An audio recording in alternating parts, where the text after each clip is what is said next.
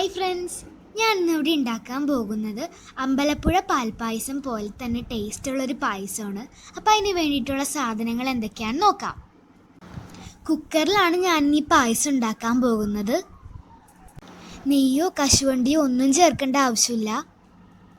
ഞാൻ ജീരകശാല അരി ഉപയോഗിച്ചിട്ടാണ് ഈ പായസം ഉണ്ടാക്കുന്നത്. ഗസ്റ്റൊക്കെ വീട്ടിൽ വരുമ്പോൾ നമുക്ക് പെട്ടെന്ന് ഇത് ഉണ്ടാക്കിയെടുക്കാൻ പറ്റും. അപ്പോൾ അതിന് വേണ്ടിയിട്ടുള്ള സാധനങ്ങൾ എന്തൊക്കെയാണെന്ന് നോക്കാം. ഒരു കൈപ്പിടി ജീരകശാലയുടെ അരിയാണ് ഞാനിവിടെ എടുത്തിട്ടുള്ളത്. അതാണ് അരിയുടെ അളവ്. ഇത് 20 മിനിറ്റ് വെള്ളത്തിൽ കുതിർത്തി വെക്കണം.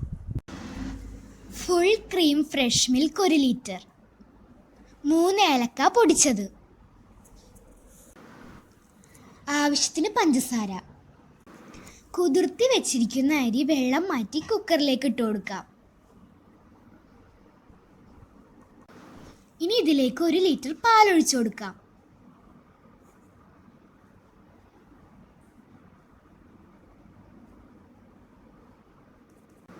ഇനി ഇതിലേക്ക് ആവശ്യത്തിന് പഞ്ചസാര ഇട്ട് കൊടുക്കാം. നന്നായി കഴുകി വൃത്തിയാക്കിയ കുക്കർ വേണം എടുക്കാൻ, അല്ലെങ്കിൽ പാല് പിരിഞ്ഞു പോകും. പാല് തിളക്കണുണ്ട്. ഇനി സ്റ്റൗ ലോ ഫ്ലെയിമിലാക്കിയിട്ട് കുക്കർ അടക്കാം.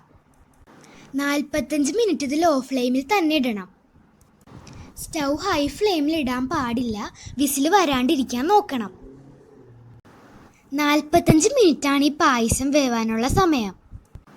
അഥവാ വിസിൽ വരാൻ സാധ്യതയുണ്ടെങ്കിൽ സ്റ്റൗ ഓഫ് ചെയ്യണം, അല്ലെങ്കിൽ പാല് പുറത്തേക്ക് തൂകിപ്പോവും. വീണ്ടും 1 മിനിറ്റിന് ശേഷം സ്റ്റൗ ലോ ഫ്ലെയിമിൽ ഇട്ടിട്ട് അരി വേവുന്നത് വരെ വെയിറ്റ് ചെയ്യാം.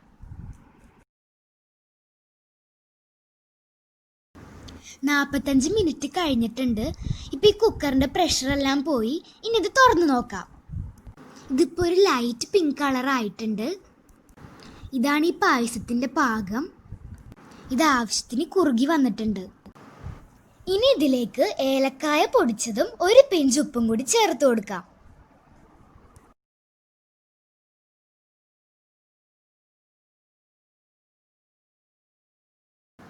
അമ്പലപ്പുഴ പാൽപ്പായസം പോലെ രുചികരമായിട്ടുള്ളൊരു പായസം ഇവിടെ റെഡി ആയിട്ടുണ്ട്.